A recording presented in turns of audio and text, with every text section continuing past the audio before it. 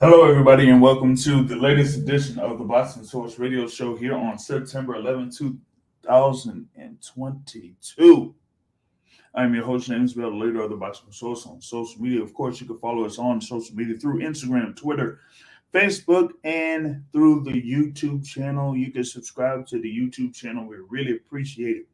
Okay, we got a good number of videos on there, some content on there that we're, happy to share with the public on the YouTube channel.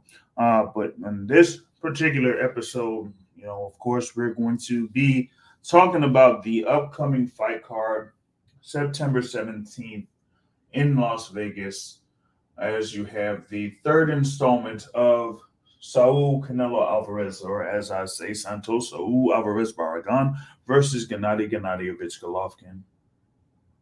Yeah, that guy.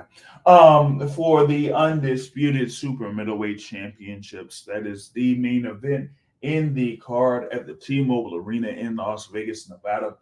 You'll also have Bam Rodriguez in this particular fight card against Israel Gonzalez for the WBC Super Flyweight Championship. You also have Ali Akhmadov versus Gabe Rosado, Austin Williams versus Kieran Conway, Diego Pacheco versus Enrique Collazo, and a few other bouts that will be featured on that card. So that is going to be the showcase card of the night on Saturday night. So we're going to, break down a few things here with Canelo Alvarez versus Gennady Golovkin. And yes, the bet is still put up on the line, at least for my personal Twitter account. As I have said multiple times, that if there is any way, anyhow, any chance that this Golovkin guy finds a way to get a win against Canelo Alvarez, I am going to suspend my personal Twitter account for 2 months. That's right, 2 months, not 1 month, 2 months. Okay, because like when I saw that this particular bout was going to be signed, I said, man, Golovkin is going to get busted up. Busted up. That's what I said. Yeah, I know that he has been at the 160-pound division for the vast majority of his career. Yes, he has had, at least one particular bout north of 160 pounds, and since then he has had a few bouts here and there at 160. He had went up against in his last bout Ryota Murata at 160 pounds. He had his bout against Camille Cesaro in 2020, and then before that against Sergey Derevianchenko, where, a number of people thought Derevianchenko won that fight. Okay. So now he is here going up against Canelo Alvarez. Yes, Canelo Alvarez is coming off his decision loss to Dimitri Bivol, where that loss to Dimitri Bivol was at 175 pounds. And Canelo Alvarez, lost pretty much 7 rounds to 5 against Dimitri Bivol all across the scorecards. And I didn't have any issue with that. Bivol was just a little bit too mobile there for Canelo Alvarez there in that particular bout at T-Mobile Arena there. And, of course, after that particular bout, we did have a classic rant from our frequent guest here on this particular podcast, and that you could have had Canelo Alvarez developing bouts against the likes of Jamal Charlo, or against David Benavidez, or against Mr. Errol Spence.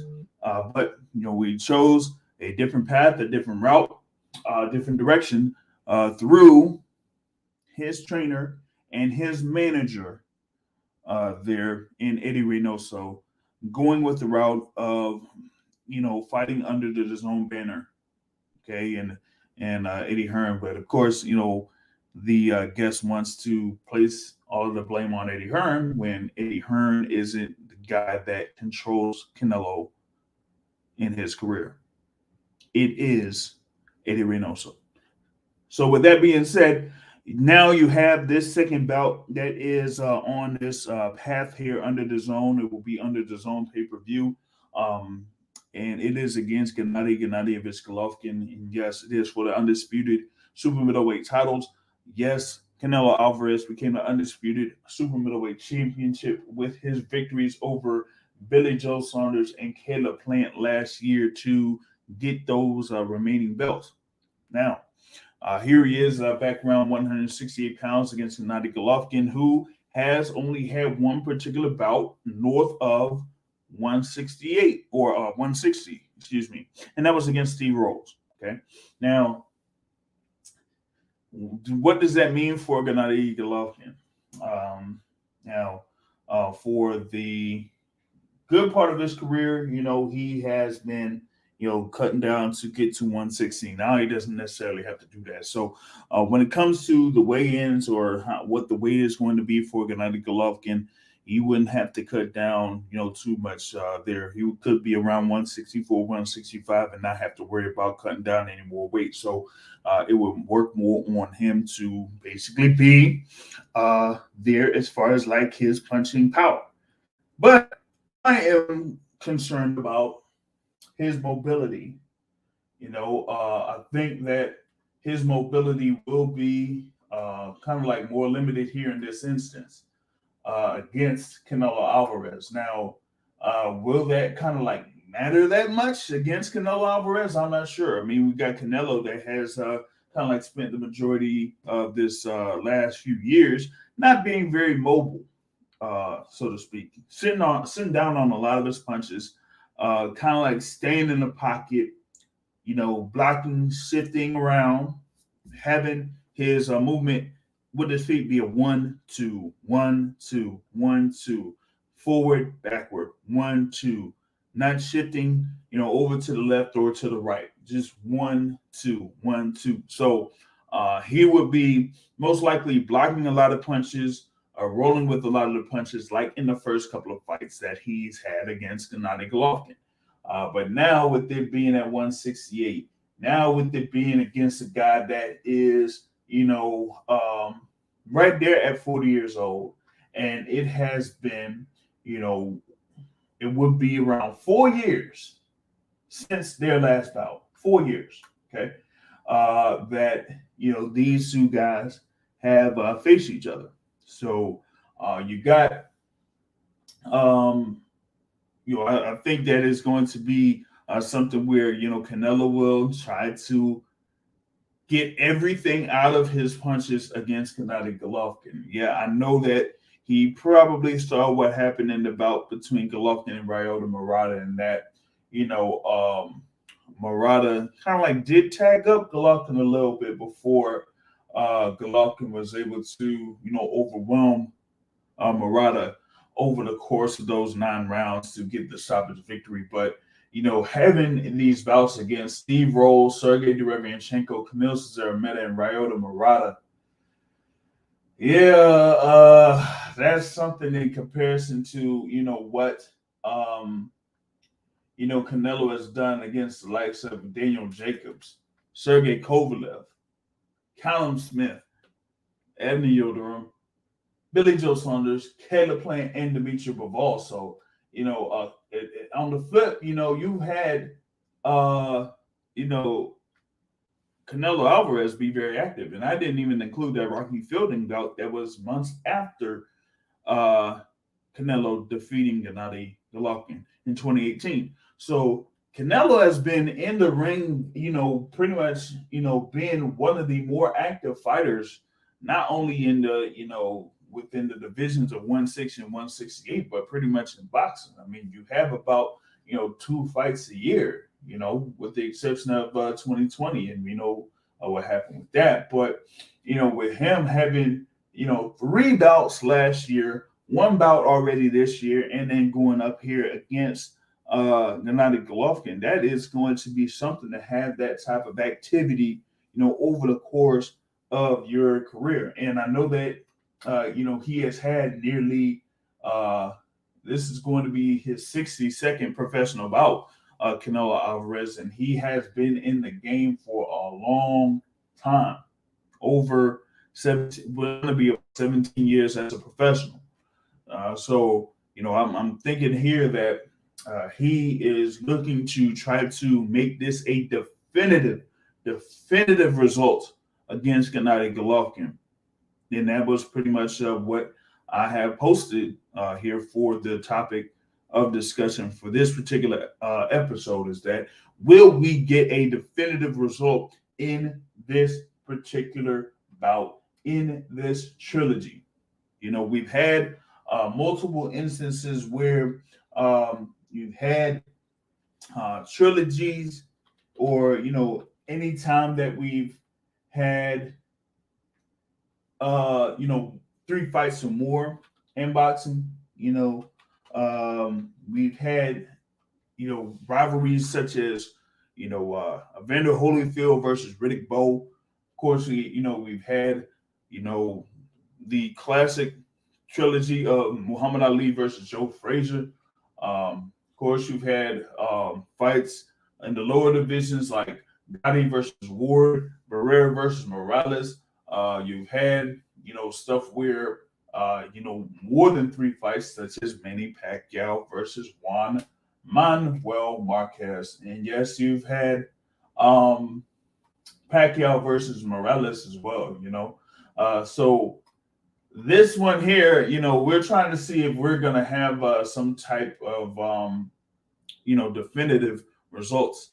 Maybe like a Tyson Fury versus Deontay Wilder. They've had 3 fights. 1 fight was a draw, and 2 of those bouts were definitive victories by Tyson Luke Fury.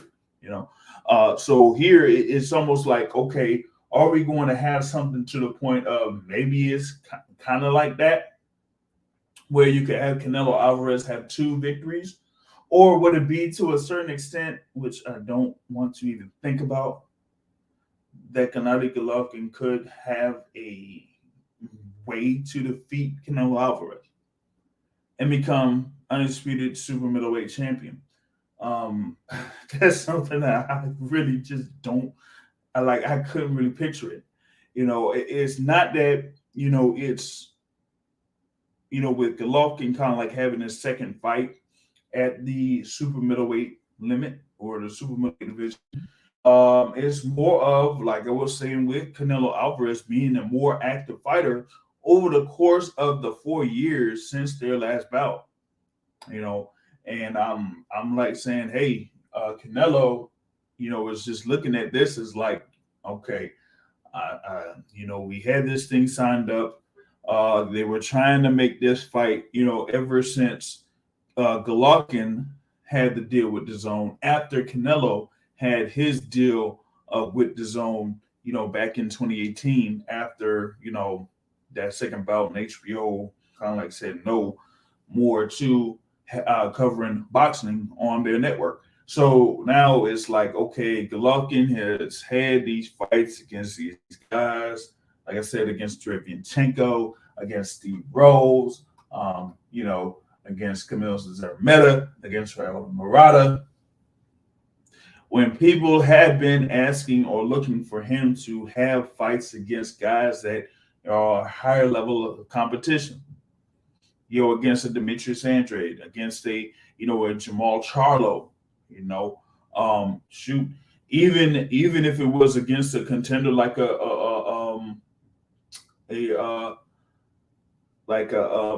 what it would say, Jaime Munguia, Of course, they probably wouldn't have him matched up against Anim Hanuli there at the 160-pound division. But, countryman versus countryman. You can't have that. But they didn't really consider that. So it was more about, at least for me, maneuvering Gennady Golovkin in his career so he wouldn't have any serious risk towards losing, and having them set up to have one more bout against Canelo Alvarez.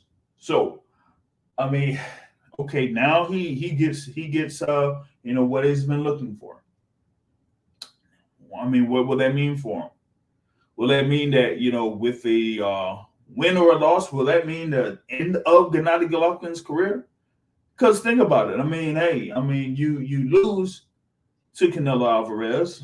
It's like, what else are you gonna do? If here's my thing. If you really weren't having any other bouts leading into the fight against Canelo Alvarez or before Canelo Alvarez, what makes one think that he's gonna have those type of bouts after fighting Canelo Alvarez, after losing to Canelo Alvarez? I just don't see it. I just don't see it. So for that being said, you would have that, and then like I said, look, if there was any way that he wins and becomes undisputed super middleweight champion, he'll probably retire as undisputed super middleweight champion, and then people are gonna be talking about Gennady Golovkin for years. And I'm like, man, come on, man. I'm sorry. Yes, I know I covered the sport of boxing, but listen, they're in the sport of boxing, okay, there are columnists, there are writers, there are pundits, or whatever, but they're also fans of the sport. And I'm telling you, for the sport of boxing, we cannot have Gennady Golovkin be the undisputed super middleweight champion. Can't happen. I'm sorry. It can't happen, okay? It doesn't give any boost to the sport of boxing having Gennady Golovkin as the undisputed super middleweight champion. Yes, I know that there are a number of people that do not like Canelo Alvarez, but I'm here to tell you something right now. Canelo Alvarez is the money man in the sport of boxing. Okay? A money man in the sport of boxing. And we can't have his overall value be diminished in any sort by him suffering a loss to a 40-year-old Gennady Golovkin. It just can't happen, man. It can't happen. I know we're having a preview right here, but listen. Y'all gotta understand this, okay? We cannot have someone like Gennady Golovkin holding the undisputed super middleweight championships. What does that do to the sport of boxing? Like I said, with the loss, it really doesn't. Even if he loses, it's not like he's going to continue his career and try to have these challenges in the middleweight division or the super middleweight division. He didn't do that before between 2018 and right now. So what makes anyone think that Gennady Golovkin is going to have any challenges, win or lose, after this particular bout against Canelo Alvarez? His career is still going to be the same. He's still going to have fights against guys that, people will probably say is like nondescript. So my thing is, yeah, we might have a pretty exciting fight, depending on, what styles, that Golovkin and Canelo use here. But I'm sorry, we got to have Canelo Alvarez winning this fight, man. We gotta have Canelo Alvarez winning this fight, okay? Because after that, at least we have a whole lot more options for Canelo Alvarez, after this particular, bout. You have, Canelo, who could potentially face the top-rated guy out there in the WBO and Zach Parker, or it could be Demetrius Andrade if that fight goes through. You also have the option of Canelo Alvarez potentially facing David Benavidez next year, yeah, or you have Canelo Alvarez facing David Morrell next year. That's a pretty small chance, but that is something that could potentially happen. Or you could have him. Well, he goes through this particular bout against Gennady Golovkin. They could still have him set up to face John Ryder before the end of the year, so we could have that same thing that happened years ago, where he fought Golovkin in September 2018, and he fought, against what was it? Rocky Fielding in 2018. Here he can face John Ryder at the end of 2018. That could potentially happen, you know. So that's that. Now, also the option of him moving up for a rematch against Dimitri Bivol if Dimitri Bivol defeats Zurdo Ramirez in November. So I've just named a good number of potential fights that could be out there for Canelo Alvarez if he goes in there and he defeats Gennady Golovkin on Saturday. But we're talking about Golovkin. There's any way, anyhow, any shot that he gets a win over Canelo Alvarez. Is he going to fight those guys? Is he going to fight a David Benavidez? Is he going to fight winner of Zach Parker versus Demetrius Andrade? Is he going to fight a David Morrell? Is he going to fight? Maybe he may fight John Ryder, but because for some reason some people may think that John Ryder might not be that much of a risk for Gennady Golovkin, but he's not going up to 175 to face a Dimitri Bivol. He's not going up to 175 to face a Zurdo Ramirez. He's not going to, face guys like a Caleb Plant or anybody like that at 168. So what are the options out there for Gennady Golovkin if there was anyhow, any shot, any chance, any way in this world that he defeats Canelo Alvarez and becomes the super middleweight champion, the undisputed super middleweight champion of the world? What else is out there for him? He probably will say, no, you know what? I got what I was looking for. Oh, I defeated Canelo Alvarez. I finally beat him. Oh, and they should have gave me the first fight. Oh, so y'all can say I'm the definitive winner and I'm the super middleweight champ. And, oh, I'm one of the greatest middleweights. Yeah, whatever. Okay. He'll go out. He'll hang up his gloves. I feel like he would hang up his gloves, get away, and not have a fourth fight against Canelo Alvarez, especially if it's a close bout, goes 12 rounds, and they have a controversial decision, and it's in favor of Gennady Golovkin. You know what? I think he'll run. He'll take that and run. He'd be like, ha, ha, ha, ha, ha. I got this over you. Ha, ha, ha, ha, ha. I should have won the second fight. Ha, ha, ha, ha, ha. I should have won the first fight too. Ha, ha, ha, ha, ha. And he would run away with that, most likely, man. You know what? I wouldn't be surprised one bit. I wouldn't be surprised one bit if Gennady Golovkin got a decision win over Canelo Alvarez. He would run with that, hang up his gloves, and retire as the undisputed super middleweight champion and have all of them belts be broken up. Okay? But, but for me, I just don't see where it would be a point of how what would kind of like it would take for Gennady Golovkin to defeat Canelo Alvarez in this particular instance. I mean, to me, it's more of like the same. I see it as the same thing that we saw in the second fight. That you had Gennady Golovkin, of course, try to fight quote unquote Mexican style like Abel Sanchez was claiming before that. And I know that he has had a different trainer for some time in Jonathan Banks, and he's kind of like implemented a few things while being under the tutelage of Jonathan Banks. But I really don't feel like he has the defensive capabilities to stay away from Canelo Alvarez's offense. And I think Alvarez is going to implement more of a body attack. I think that's the thing that he's going to focus on in this particular bout against Golovkin is more of a body attack, not really focusing on the head that much until he senses that the body attack is effective enough that'll bring Golovkin's guard down a little bit to where the head will be available for him to score more punches over the course of the bout. So I think it's going to be a methodical breakdown from Canelo Alvarez here. And I see that there will be a stoppage victory for Santos Saul Alvarez Barragan. He's going to break down Gennady Golovkin.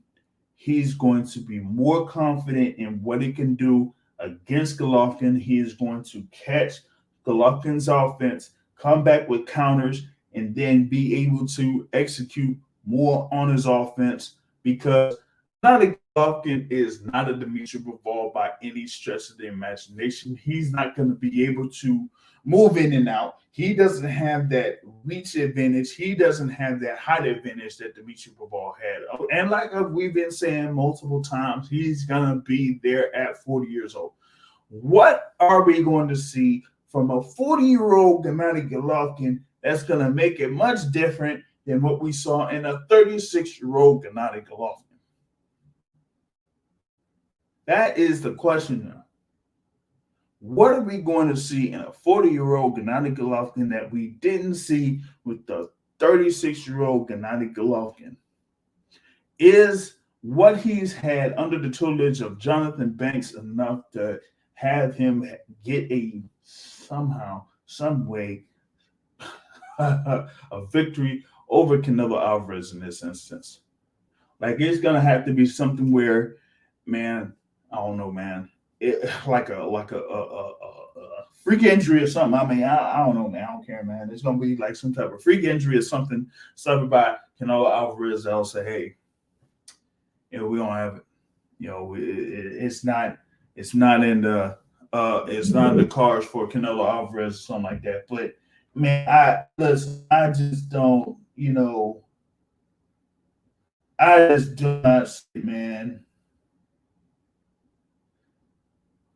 I just don't see it, man. That Gennady Golovkin could pull off this win over Canelo Alvarez. Some people are kind of like seeing this as maybe a chance that it could be like the 4 fights that happened between Manny Pacquiao and Juan Manuel Marquez, where Marquez, of course they had the draw in the first fight, the 2 close bouts after that Manny Pacquiao pulled off, and then he's not getting up, Jim, in the 4th bout. But I don't see it, because in those comparisons, like, to me, like, Juan Manuel Marquez always had that ability to be a great counterpuncher, in that he always had that timing down. He was one of the best counter punches in the game, and that was something that Manny Pacquiao just couldn't really grasp at that instance. It was more about Manny Pacquiao's activity that kind of, had him be a little bit better over the course of those previous bouts. But once, Juan Manuel Marquez timed him in that 4th bout and scored, one of those knockdowns beforehand, and then just waited, and was real patient and just let out that counter, and bam, that was it. But I just don't see Gennady Golovkin having that type of ability or having that type of skill set for him to, pretty much catch Canelo Alvarez in that particular sense, that he'd be able to, throw off Canelo Alvarez and score a knockdown in this particular bout that's coming up. Okay, so that's what I pretty much have here on this preview for Saturday's bout between Canelo Alvarez and Gennady Golovkin. I feel like it's going to be a stoppage victory for Canelo Alvarez over Gennady Golovkin. I just don't see where people say it's just a mesh of styles where it's going to be another 12-round bout. I'll be really, really surprised if it's another 12-round bout. I really would be. I just feel like, with Canelo having the amount of activity that he's had over the course of the 4 years since their last bout, and that he's had his, his level of comfortability, or whatever it is, at 168 and above, that he's sitting down on a lot of his punches, that he's going to be able to really affect Gennady Golovkin with the punches this time around. So I'm saying that Canelo, like I said, with the body attack first, because the body attack, has affected Gennady Golovkin in a couple of the bouts that he's had in the past, and then come upstairs afterwards, after the second half of the fight, or at least after round, 4 or 5. I think he's going to be landing more shots upstairs after focusing on the body in the first 2 or 3 rounds, and he is going to eventually beat down Gennady Golovkin, and it's going to be a point where either Jonathan Banks is going to stop it or the referee is going to stop it. That you're going to see a battered face on Gennady Golovkin, worse than in the second bout. And it's going to be Canelo Alvarez with the stoppage victory, TKO. I'm saying around round 9 to round 10, you're going to see it. Okay? Because you're not going to see it like a crushing knockdown like Canelo scored against, Sergey Kovalev. You're just going to see pretty much him just pursuing Gennady Golovkin after a few rounds, having Golovkin backing up a lot, like he was against Sergey Derevyanchenko, but much more in this particular instance. And he is going to focus on just being precise, being patient, and picking his shots against Gennady Golovkin, breaking them down, and eventually getting the stoppage victory. Now, before that particular bout, of course, you're going to have the guy there that is in the super flyweight division in Jesse Bam Rodriguez. He's going up against Israel Gonzalez. He's going to be defending the WBC super flyweight championship. Yes, he has, kind of like been, there as far as like a young, hungry, exciting fighter. Of course, he had his great performance a few months ago against Wasak Silwangek, or as people know him as Rizeket Sorang Vasai, getting a TKO victory over the veteran there. Shout out to those in the live chat. Shout out to D-Ray Promotions in the live here. And if you missed portions of the earlier part of this podcast, you can catch it later on, as it will be available on iTunes, Google Podcasts, Spotify, Amazon Music, or whatever you use to listen to your favorite podcast, and also be available on YouTube, right? Back on the topic here with Bam Rodriguez, WBC Super Flyweight Champion. He has defeated Rizeket Sorang Vasai. He has defeated Carlos Cuadras, and people are looking at him as being the next guy out there in the super flyweight division. Of course, we have the franchise champion there, with Juan Francisco Estrada, and you also have Roman Chocolatito Gonzalez that are, seems like there's going to be a collision course for that in December for that particular rematch.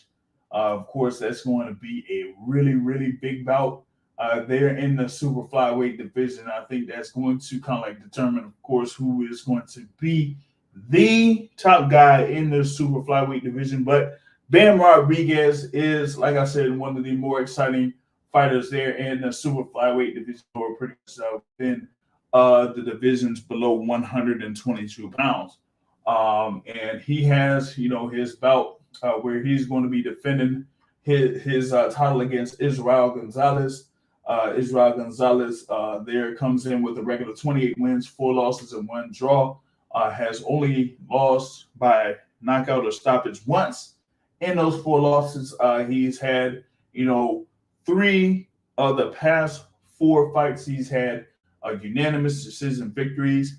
But, majority of those bouts were there in Mexico, and 2 of those bouts were against guys that had a minimum of 28 losses. So this should be something where it could be a feature bout for Bam Rodriguez to be there in the T-Mobile Arena, in the crowd there for T-Mobile Arena, and kind of like say, hey, this is this is a feature where more eyes will be on Bam Rodriguez and could build up momentum for him going into late 2022 or, like I said, 2023 maybe, here where you're going to have a potential bout between him, Bam Rodriguez, and the winner of Estrada versus Chocolatito. We know about the thing with Chocolatito and Estrada, where Estrada, got a win last year, over Chocolatito by split decision. So, and that was a very close bout that many felt like Chocolatito won that bout. So, we're going to have, just one more bout between those two here before the end of the year. And, a lot of people are looking forward to that. But, going back to the thing here with Bam Rodriguez, I mean, I'm just seeing him as one of those, young fighters that people, if they haven't noticed him already, they need to start noticing him. He is probably one of those guys that could, work himself to being more of the more complete fighters there within the divisions of south of 122 pounds. Like I said, he's there currently at 16-0. He's, trained there by Robert Garcia.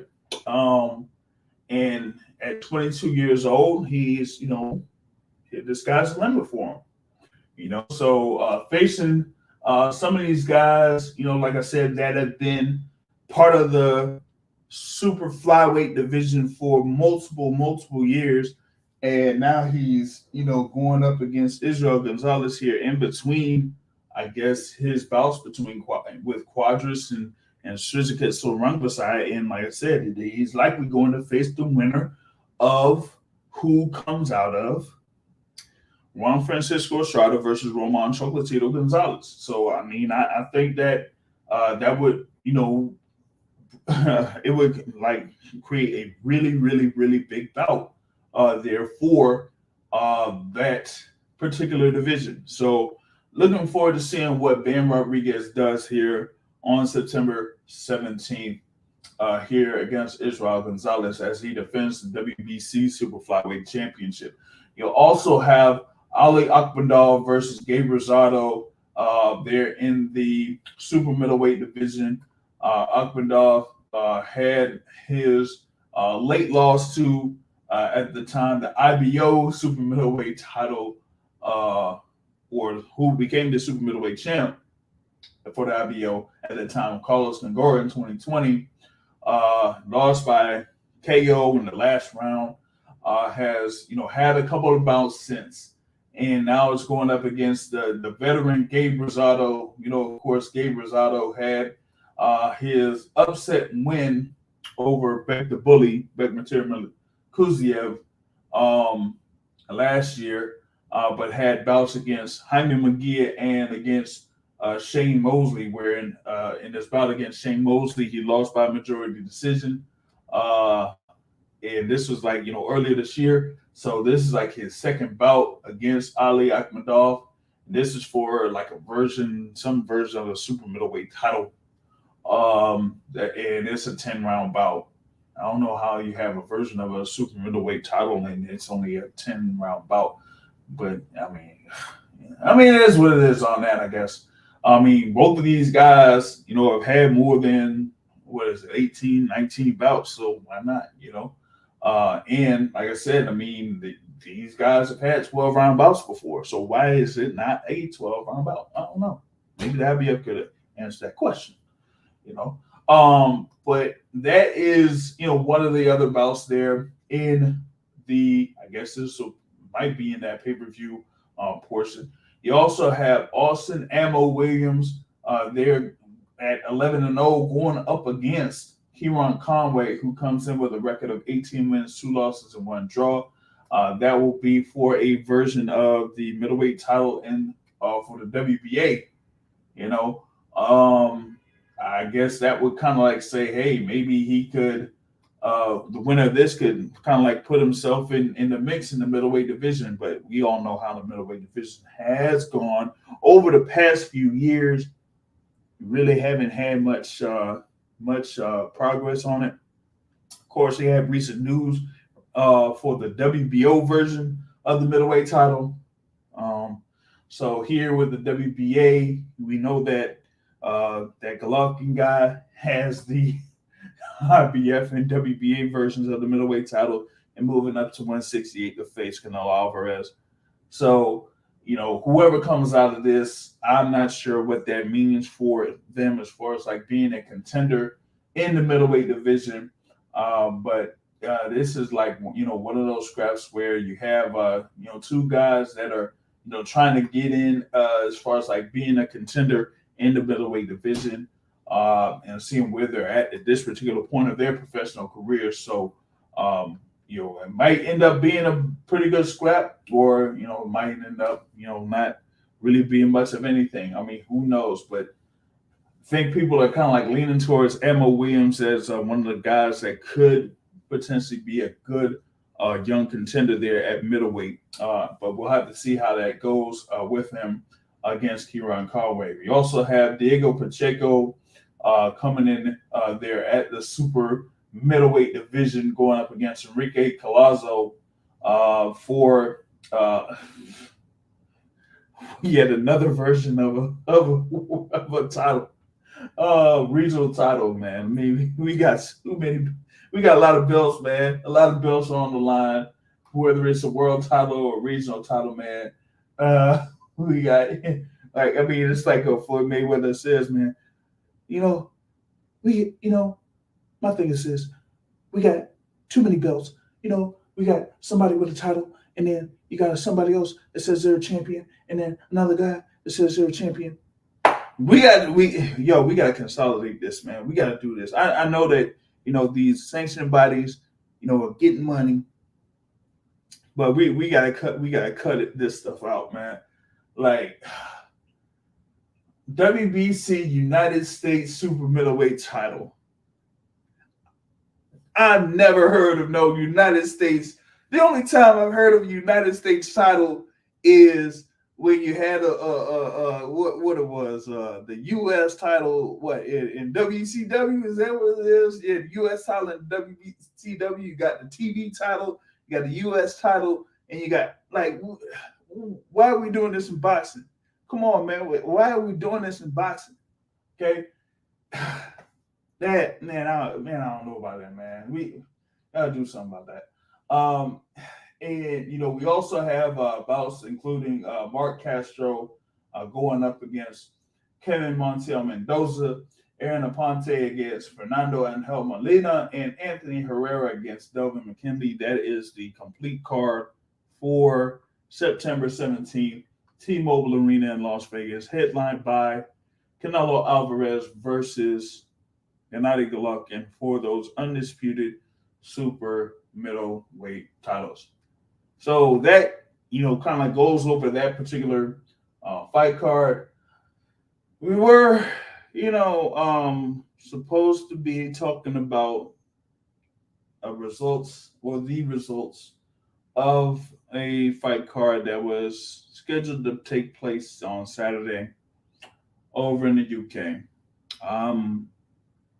Of course, with the news of the passing of Queen Elizabeth II over in the UK, they had suspended all sporting events pretty much for 10 days or so. So the bout between Claressa Shields and Savannah Marshall for the undisputed middleweight titles has been postponed to October 15th. That includes the co-featured bout that would have taken place between Michaela Mayer and Alicia Baumgartner for those unified titles in that division as well. And so with that card being moved to October 15th, that kind of complicates things, to say the least. I had discussed this when that news did come down that this event was going to be postponed, and that they chose October 15th. I mean, maybe that is the only available date that they had for that particular venue. I think it was supposed to be in the O2 Arena. But I mean, we know what's happening on October 15th, y'all. I mean, we got, jeez, I mean, we got, one bout that's supposed to be, happening in the lightweight division, between Devin Haney and George Kambosos Jr. for the undisputed lightweight titles over in Australia. And also, we're scheduled to have at the Barclays Center Deontay Wilder returning to the ring against Robert Helenius. So you're going to have three events taking place within the same day, within hours of each other. You're going to have something over in Melbourne, Australia. You would have something over in London in the UK, and you would have something over at the Barclays Center in Brooklyn, New York. So three major events. And the thing about it is with Shields versus Marshall, that was supposed to be built up as the biggest fight in women's boxing. And it would have came off the momentum of having that Katie Taylor versus Amanda Serrano bout that happened at Madison Square Garden. And that bout, to me was one of the more, I think that was one of the more, or one of the better promoted fights for women's boxing that I've seen in years, easily. They were able to, pretty much sell out Madison Square Garden for that particular bout, and it ended up being one of the better fights of the year, all across the board.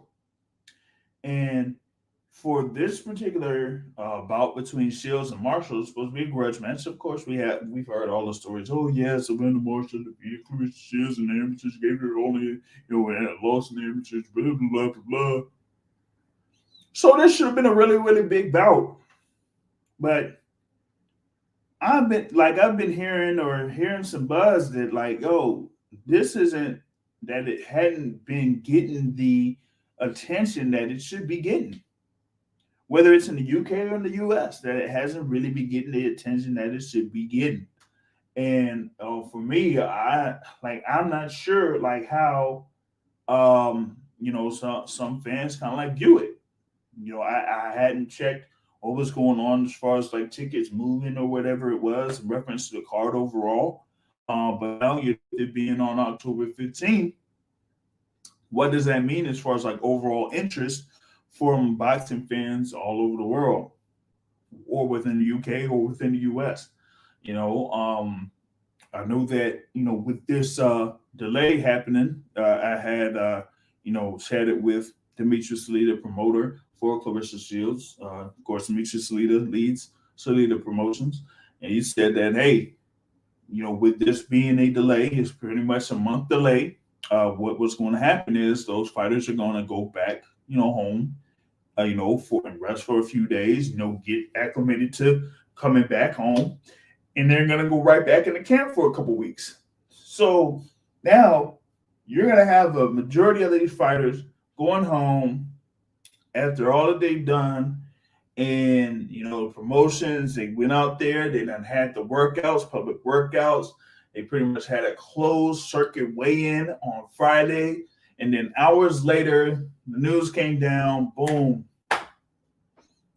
They're not having a fight. So they've pretty much been warmed up. They were psyched, ready to go at it. Now all of that energy and momentum is taken down. And given like I said, with Claressa Shields, with Michaela Mayer, with Alicia Baumgartner, all being from the U.S., those are the fighters that are involved in the main event and the co-main event.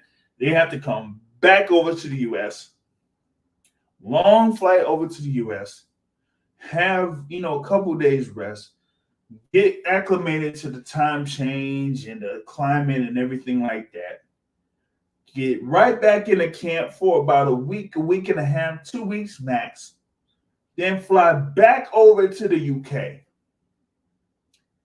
to have the bout on October 15th.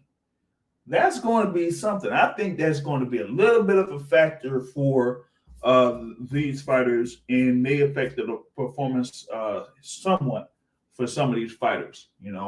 So I mean, I really feel like mm, I know. Look, I know what the impact was or whatever it is to some of those people in the UK, but we gotta, like, when it comes to some things, you gotta be able to do things within schedule, or at least not that far off, you know.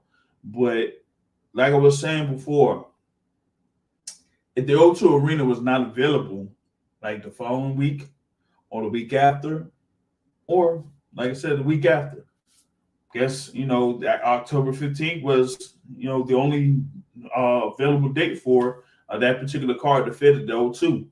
You know, and like I was saying, when you have stuff where these fighters go through the camps, go through the media appearances, go through the travel, go through the training, go through sparring, go through the sparring partners and all that type of stuff. And now you're pretty much like a day before the fight's supposed to take place. All that goes right out the window. So now it's like, hey, I mean, now we got to start all over again. It's pretty much like starting from scratch almost, you know? And I think with that, I wonder how much of that is going to be a factor, not only in the performance for these fighters, but also for the overall attention that the fight, the main event, co-main event, and a card in general has when you're dealing with, like I said, Devin Haney versus George Kambosos Jr. rematch for the undisputed lightweight titles. You got Deontay Wilder, former WBC heavyweight champion of the world, going up against Robert Helenius with the co-feature bout of Caleb Plant, former IBF super middleweight champion, going up there, and fighting. And my thing is, it's like, oh man, so now you're gonna have, in this particular instance, two fighters from the Detroit area. Durrell, I mean, Anthony Durrell's gonna be there against Caleb Plant, and you're gonna have that's gonna end up being a pretty stacked card too, over in the Barclays Center. That's gonna be a pretty stacked card there for October 15th. So it's gonna be stuff going on back to back to back to back, and for at least the US, from a sports perspective, you're going to have a lot of attention when it comes to college football. I think that there's going to be a few things going down in college football around that date too. So I mean, and that's why you got to be able to, like as they say, strike when the iron is hot when it comes to these schedules, or when it comes to these fight schedules, man. Because I just don't see, like, what the overall momentum is going to be for the fight between Shields and Marshall, after is being postponed. I'm seeing if I could, look at what could be potentially out there. For college football, there'll probably be a couple of big matches out there for it. And like I said, I mean, it's going to be bookended by what happens with Wilder versus Helenius. And from a college football perspective, I'm looking at this right now. I'm seeing Alabama versus Tennessee as one of the feature football games for that day, or LSU versus Florida for that day, or a couple of other college football games, Penn State versus Michigan. Like, those are the type of games that could be on for that particular day. So you're going to have a number of sporting events that's going to happen on that day, outside of what's going to be there for, Shields versus Marshall. You're going to have this going to be on ESPN Plus pay-per-view over in the U.S. So are they going to, be interested, if it's not just fight fans, but you're trying to get, fans that aren't necessarily used to watching women's boxing, and you're trying to build this up as the biggest fight in women's boxing, but are they going to be interested in that more than a game between Alabama versus Tennessee, a Penn State versus Michigan, maybe? Arkansas versus BYU, LSU versus Florida, that's coming from me straight up because I cover both of those sports. And I'm looking at these matchups here for college football, and I'm like, yo, that's going to be a big weekend. But you got all of this stuff that's happening in boxing. I mean, you're not going to just have, Shields versus Marshall. You're going to have the thing for, Devin Haney versus George Kambosos. Where's that going to be covered at? That's supposed to be an ESPN Plus belt, right? Oh, yeah, okay. So how are you going to do this? How are you going to schedule this TV where you're going to have Kambosos or Haney Kambosos rematch, Shields versus Marshall? Both of those are going to be on ESPN Plus pay-per-view most likely. So how are you going to maneuver that to, get the fans interested in both bouts and get people invested in both of those fight cards? Who knows?